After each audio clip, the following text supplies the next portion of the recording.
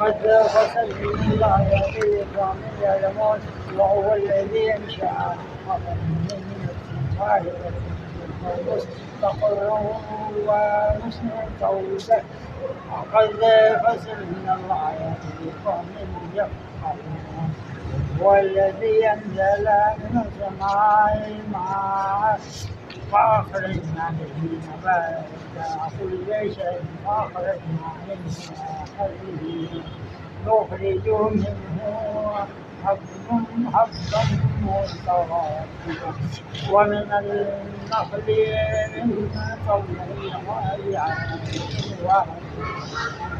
وجنات من عناب والزيتون والرمان مشتبها متشابه انظروا إلى ثمره لا أسمع إن في ذلكم لآيات لقوم يؤمنون وجعلوا لله شركاء الجن ولا خلقوا بنينا وبنات بغير علم سبحانه وتعالى عما يصفون بديع السماوات والأرض أنى يكون له ولد ولم يكن له صاحبة وخلق كل شيء وهو بكل شيء عليم ذلك الله ربكم لا إله إلا هو خالق كل شيء فاعبدوه وهو على كل شيء وقيل لا تدرك الأبصار وهو يدرك لكل الأبصار وهو اللطيف الخبير قد جاءكم بشر من ربكم فمن أسرع فلنفسه ومن حمي فلا عليها وما أنا عليكم بحفيظ وكذلك نصرف الآيات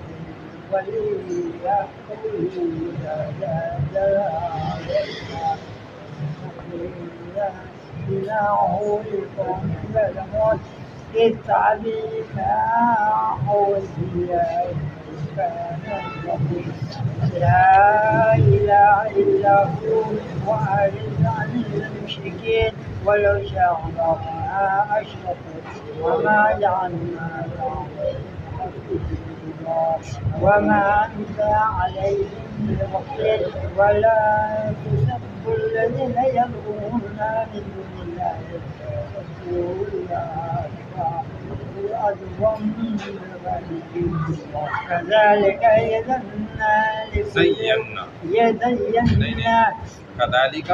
كذلك زينا لكل أمة عملها ثم إلى ربهم مرجعهم فينبئهم كانوا يعملون وأقسموا بالله جهد أيمانهم جاءتهم آيات لا يؤمنون بها قل إنما الآيات عند الله وما يشركون أنها إذا جاءت لا يؤمنون ونقلب وإذا أبصارهم كما لم يؤمنوا به أول مرة وإذا في طغيانهم يعمهون. أعوذ बिल्लाहि मिनश्शैतानिर्रजीम बिस्मिल्लाहिर्रहमानिर्रहीम। वइदा समिअू 7वां पारा है, सूरतुल अनआम छठी सूरत है। इसका सूरत के एतबार से रुकू नंबर 12 और 13 तिलावत की है। पारे के एतबार से देखा जाए तो 18 और 19वां रुकू है। बिस्मिल्लाहिर्रहमानिर्रहीम। इन्नल्लाह फालिकुल हब्बि वन नवा। फालिकुन असल में फाड़ने को कहते हैं, फटना। اور حب جو ہے یہ دانے کو کہا جاتا ہے، نوا جو ہے گٹھلی کو عربی میں۔ بے شک اللہ ہی تو ہے جس نے دانے اور گٹھلیوں کو پھاڑنے والا بنایا، یعنی کہ اللہ اس کو پھاڑتے ہیں۔ انسان اس کو اگر توڑے بھی تو اس میں سے کوئی پودا توڑی نکلے گا، لیکن اس سے اللہ پھاڑ کے اس کو بڑے نرمی کے ساتھ اتنے نرم ملائم جو ہے پودے کو اگاتے ہیں۔ یخرج الحی، خرج یخرج یعنی کہ نکالنا، یخرج وہ نکالتا ہے، حی جاندار میں سے، جاندار کو، من المیت بے جان میں سے، جو بے جان ہے اس میں سے ہی جاندار کو اللہ نکال دیتے ہیں۔ اور یہ حقیقت ہے، انڈا ہے بے جان ہے، اللہ نے اس کو جاندار سے پیدا کیا، اور انڈے بے جان میں سے جاندار پیدا کر دیتے ہیں اللہ۔ بلکہ جو ہرنی ہے یہ دیکھیں تو جاندار ہے، اس کے نافے کے اندر خون سے اللہ ایک کیڑا پیدا کرتے ہیں جو مشک کا کیڑا ہوتا ہے، اور یہ مطلب کوئی ہزاروں لاکھوں ہرنیوں میں سے کسی ایک ہرنی کے اندر پیدا ہوتا ہے، اللہ کرتے ہیں۔ تو جاندار کے اندر اللہ جاندار کو بھی پیدا کر کے دکھا دیتے ہیں، اور وہ بھی ایسا زبردست جاندار ہے کہ جب وہ اونٹنی کو، اس کو ہرنی کو طبیعت خراب ہوتی ہے نا، تو وہ اس کو الٹی سے باہر پھینک دیتی ہے، یا کوئی انسان اس کا وہ کر لے شکار، جیسے ہمارے والد صاحب نے کیا تھا، تو جب اس کو کاٹا تو پیٹ میں سے ہی نکل گیا۔ تو یہ اتنا خوشبودار ہوتا ہے، یہ زندگی بھر یہ کیڑا مرتا بھی نہیں ہے، آپ اس کو کھانے کو کچھ بھی نہ دیں نا، یہ زیادہ حرکت بھی نہیں کرتا اور ایک ہی جگہ ٹھہرا رہتا ہے، اس کی زندگی پتہ نہیں کب تک ہے اللہ جانتا ہے، یہ مرتا نہیں ہے۔ اور اس کی خوراک کیا ہے؟ جو اس کے اپنے یہ گٹلی نما ایسا ہوتا ہے کالے رنگ کا، اور اس کے اوپر نا یہ بال آتے ہیں، وہ بڑھتے جاتے ہیں بال، ادھر سنگی بھی کہتے ہیں اس کو، یہ وہی چیز ہے۔ تو اس میں آتے ہیں کھتئی رنگ کے بال، اور یہ اگر اس کو کھانا نہیں بھی کوئی دے تو یہ اسی سے نا اصلی مشک اترتا ہے، وہ اس کو کھا لیتا ہے، ورنہ اس کو یہ پسی ہوئی جو ہے نا، یہ جو مرچ ہوتی ہے، کچھ مسالہ نما ہوتا ہے، وہ بعض دفعہ لوگ اس کو نا، ہندو لوگ سندور لگانے میں بھی اس کو استعمال کرتے ہیں، وہ یہ کھا لیتا ہے اگر وہ ڈال دیں نا۔ تو ہماری والدہ ایک عرصے تک تو اس کو ڈالتی نہیں، لیکن بہت سالوں بھول بھی گئیں، بیچ میں بہت دفعہ ایسا ہوا تھا، لیکن وہ زندہ تھا۔ تو اس کے بال سے اصلی مشک نکلتا ہے، تو اس کے جب آپ اس کو کسی چیز میں آپ نے رکھا ہے کھولیں گے نا، اگر یہاں کھول دیں گے تو یہ باہر سے لوگ آئیں گے پوچھنے، یہاں کے لوگ تو پوچھیں گے بھائی دکھاؤ کیا چیز ہے، باہر سے آئیں گے لوگ، اتنی ایسی خوشبو ہوتی ہے، اور اصلی خوشبو ہے، مشک اصلی مشک اس کے بالوں سے پیدا ہوتا ہے۔ تو وہ بال کاٹ لو، وہ تھوڑے عرصے میں پھر بڑھ جاتے ہیں، ایسی قدرت ہے۔ تو یہ بے جان سے جاندار اور جاندار سے بے جان سے یاد آ گیا۔ وَمُخْرِجُ الْمَيِّتِ، اور اللہ دیکھو نکالتے مردار کو، من الحی جاندار میں سے، بے جان کو جاندار سے نکالنے والا اللہ ہے۔ ذَلِكُمُ اللَّهُ فَأَنَّىٰ تُؤْفَكُونَ، وہی تو اللہ ہے، پھر تم کہاں بہہ کے چلے جا رہے ہو۔ فَأَنَّىٰ تُؤْفَكُونَ، بے شک پھر تم کہاں جا رہے ہو۔ فَالِقُ الْإِصْبَاحِ، دیکھو وہی تو صبح کا نکالنے والا ہے، ورنہ کس کے اندر طاقت ہے کہ وہ صبح کر کے دکھا دے ذرا۔ جب فرعون نے بھی حضرت موسیٰ علیہ السلام کی باتیں نہیں مان رہا تھا، اسی طرح حضرت ابراہیم علیہ السلام کے زمانے میں بھی جو بتوں کو ماننے والے لوگ تھے تو یہ نہیں مانتے تھے، تو وہ انہوں نے یہی پھر دلیلیں پیش کری، بھائی ٹھیک ہے پھر تم سورج نکال کے دکھا دو ابھی۔ اس نے کہا یہ تو عاجز ہوں میں اس سے، یہ نہیں کر سکتا۔ تو سورج نکلے گا تو روشنی آئے گی، دن نکلے گا۔ وَجَعَلَ اللَّيْلَ سَاكِنًا سَكَنًا، اور اس نے رات کو آرام اور سکون کے لیے بنایا ہے۔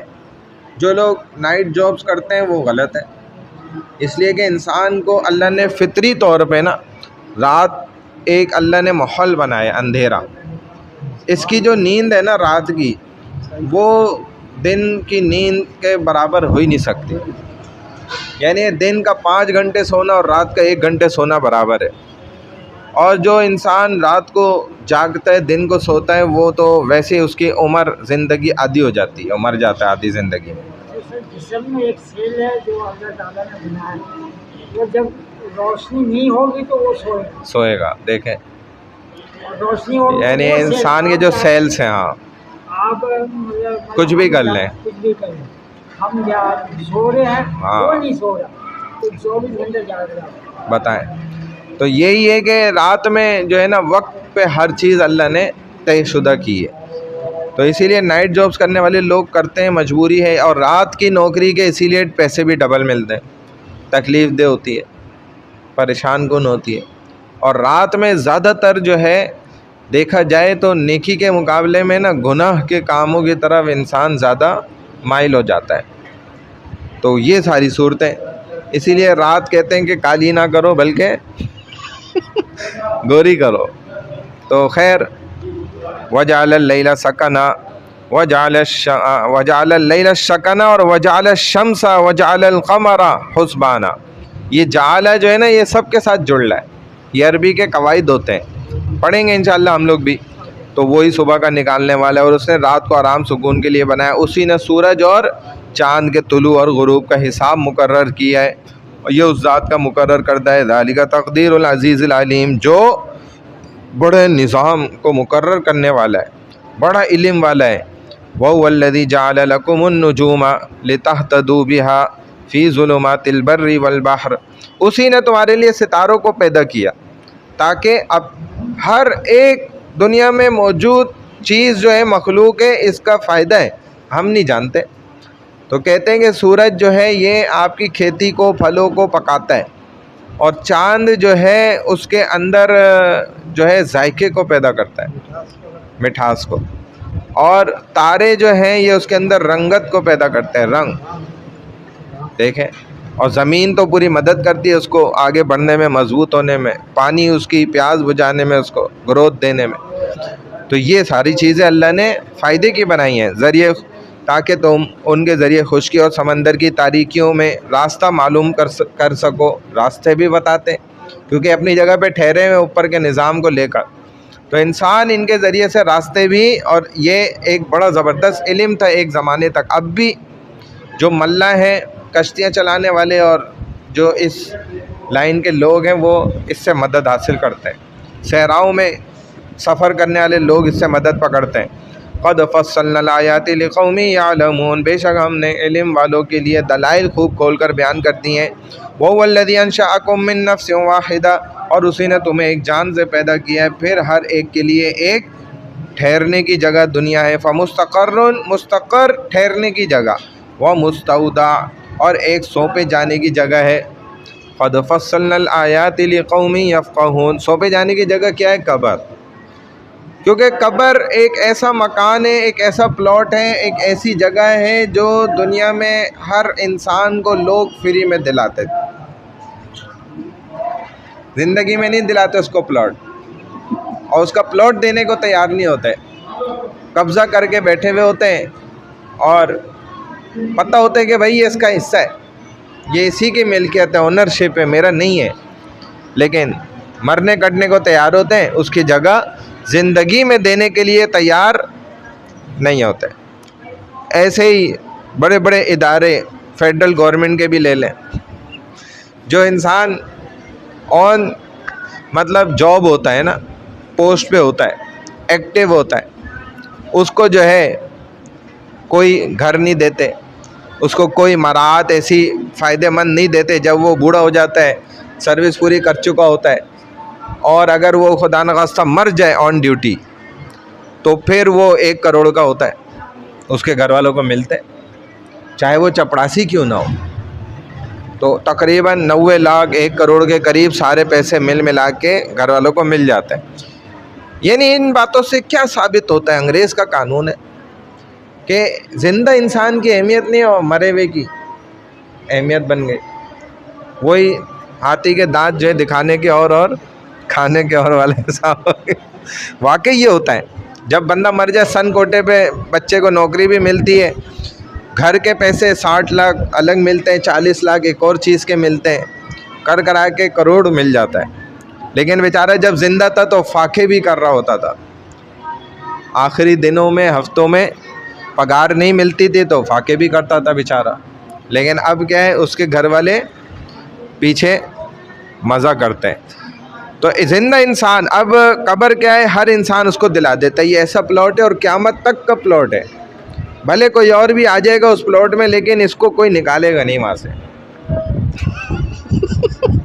ایک قبر میں ابھی ہمارے ایک دوست نے خود بتایا, اور یہ ٹرینڈ چل رہا ہے, یہ اب مشہور ہو گئی چیز. تو ادھر ان کے والد کی قبر پہ دوسرا بندہ کڑوا فاتحہ پڑھ رہا تھا. تو ان کے بڑے بھائی کہیں فن لینڈ میں ہوتے ہیں, وہاں سے آئے ہوئے تھے. وہ اس کو دیکھا کہ بھائی یا تو یہ ہمارے ابا کو جانتا ہوگا. جب پڑھ کے فارغ ہو گیا تو اس نے پوچھا کہ آپ ان کو جانتے ہیں کیا؟ تو اس نے بولا نہیں, یہ تو میرے ابا کی قبر تھی. کہنے لگا یہ کیسے؟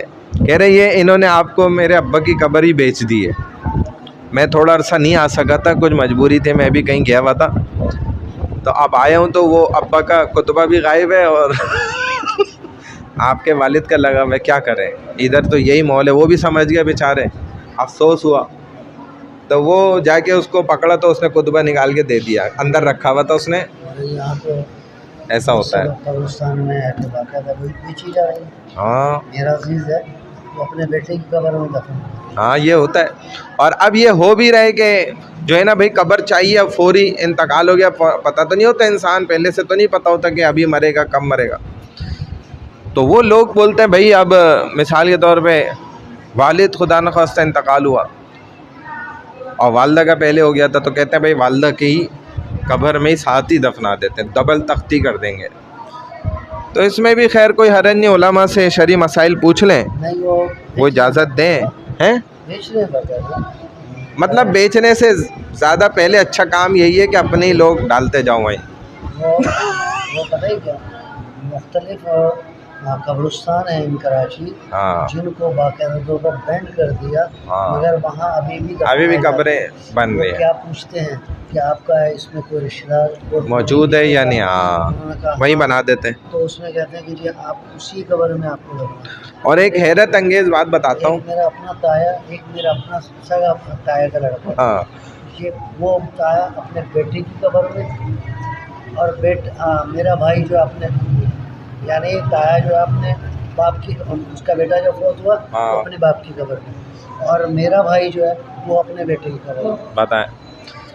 تو وہ جو واقعہ ہوا, واقعہ تو تفصیلی ہے, مختصر صرف مدعے کی بات بتا دیتا ہوں کہ ایک خاتون کا انتقال ہوا. اب ان کے آگے پیچھے تو بہت لوگ تھے, اولادیں ڈاکٹر بھی تھیں, لیکن سالوں سے قطع تعلق ہی, کوئی آئے نہیں. سب کو میں نے خود فون کرے. تو آخر ان کی پھر غسل کروایا, جو کچھ کرا کے قبر کا انتظام کروایا میں نے, الحمدللہ اللہ نے توفیق دی. تو سخیہ سن کے اندر سید خاتون تھی ماشاءاللہ. سخیہ سن میں وہ بندے کو میں نے بتا دیا بھائی یہ نوعیت ہے, ان کے آگے پیچھے بہت لوگ ہیں لیکن کوئی نہیں آ رہا, میں اکیلے لے کر آ رہا ہوں. خاتون کا رات ہو گئی تھی, 12-1 کا وقت تھا. تو اس نے الحمدللہ جو ہے نا, اس نے بولا پیسوں کا کوئی مسئلہ نہیں, آپ لے آئیں, میں قبر تیار, 1 بجے آ جائیں. ہم اتفاق سے فارغ بھی 1 بجے تک ہی ہوئیں گے, نماز جنازہ وغیرہ سب سے. حالانکہ ہم بڑا ایمبولینس میں ہی لے کر چلا گیا تھا میں, بڑا ہم سوچ رہے تھے یار نماز جنازہ کیسے ہوگی, بہت چیزیں سوچ رہے تھے. الحمدللہ بڑا مدرسہ تھا ادھر, طلبا عشاء کے بعد اپنی تکرار میں لگے تھے, مجمع تھا طلبا کا ایک, یعنی صفحے بن گئی اتنی. تو ہم نے پڑھایا جنازہ, وہاں سے لے آئے ادھر سخیہ سن.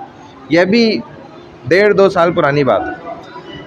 تو بندے نے جہاں سے سخیہ سن کا قبرستان شروع ہو رہا ہے نا, سخیہ سن چرنگی سے جب آپ آتے ہیں, جس دیوار سے شروع ہو رہا ہے اسی دیوار کے ساتھ چلتے چلتے میں خیال ہے 30ویں-35ویں قبر دیوار کے ساتھ ہی اس نے بنائی ہوئی. اور وہ قبر اس نے مجھے خود بولا کہ یار آپ نے کتنے پیسے دینے. میں نے بولا 10,000 دے سکتا ہوں. اس نے بولا 10,000 دیتے. 10,000 میں ماشاءاللہ اس نے, اور اچھے سے آ کے لڑکوں نے اس وقت بھی, اس ٹائم پہ بھی سلیپیں لگائیں مٹی سے, اور پھر بعد میں خطبہ سب لگوا دیا. جہاں پر مطلب قبر نہیں ملتی, واقعی یہ کہہ رہے ہیں, اور قبریں ایسی اوپر نیچے ہیں کہ, اور مہنگی الگ ہے, مہنگی الگ ہے. تو 10,000 میں اس نے خود بولا کہ یار یہ چیز ہے. یہ تو میں بہت ہاں وَهُوَ الَّذِي بیس قبرستان ہے جن کو بالکل گورنمنٹ نے بینڈ کر دیا. اور یہ اصل میں دیکھیں اس وجہ سے ہو رہا ہے کہ علماء کے ہاتھ میں نہیں دے رہے قبرستان. ان کو پتہ ہے دکانیں بند ہو جائیں گی. مولوی تو کیا کرے گا شریعت کے مطابق برابر کرے گا بلڈوزر پھیر کے, اور فری میں پھر قبریں اسٹارٹ. تھوڑے تھوڑے عرصے میں اس کے پارٹ بنا دیتے ہیں قبرستان کے 5-6. ایک پارٹ جو ہے اتنے سال بعد وہ برابر ہو جائے گا, ادھر پھر قبریں شروع. اگلا پارٹ پھر برابر ہو جائے گا, ادھر پہ قبریں شروع. یعنی کہ ختم نہیں ہوگا سلسلہ. اور اس میں بعض لوگ صحیح نکل آتے ہیں.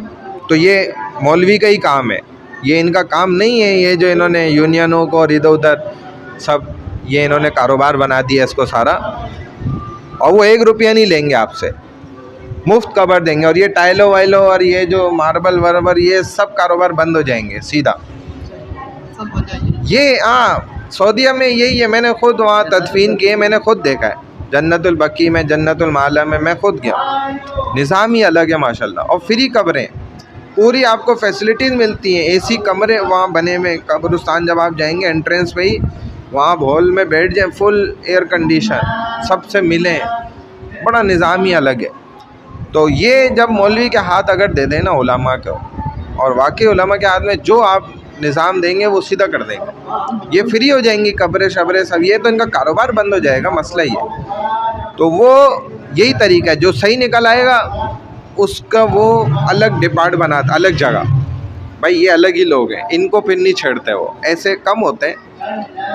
تو یہ ہے کہ وہ ہاں مطلب 50 سال بعد ان کی لاشوں کو کچھ نہیں ہوتا.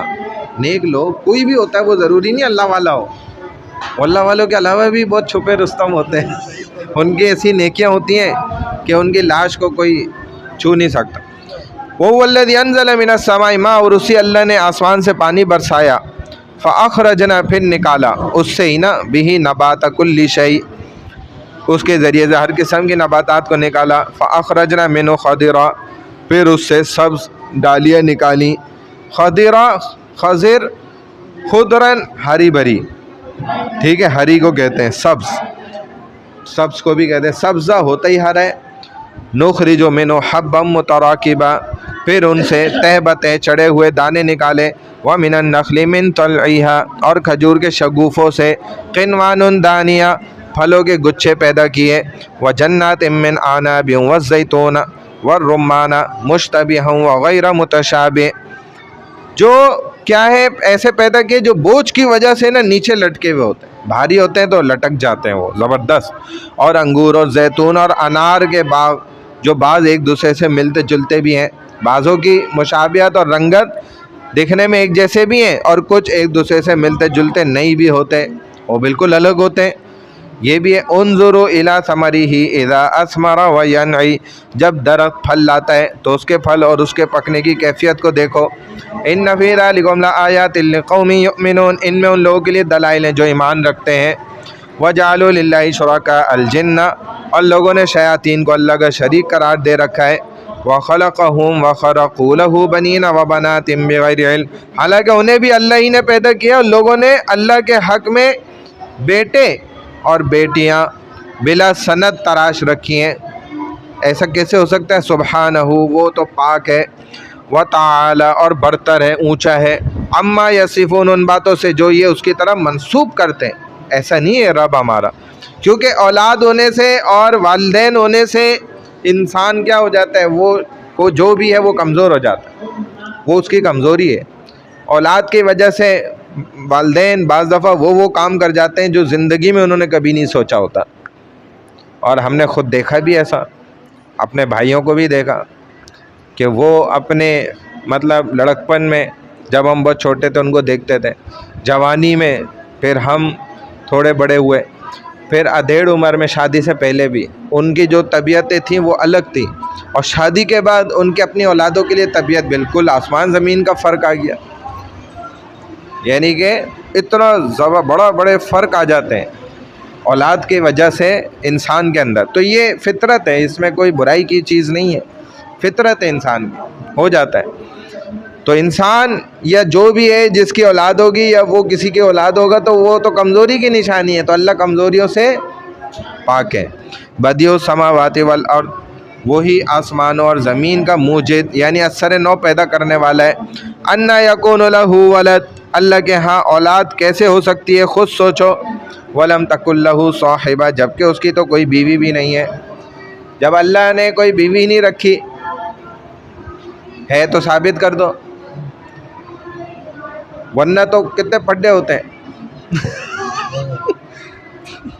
مطلب کیا؟ حضرت آدم کے بیٹے کے پہلے ہی قتل اسی پر، ہاں اسی وجہ سے تو مطلب چلو ہم آپ کی بات مان لیں بھائی اللہ کی بیوی بھی ہے، ایک ہو تو کیا اس سے کبھی لڑائی نہیں ہوتی؟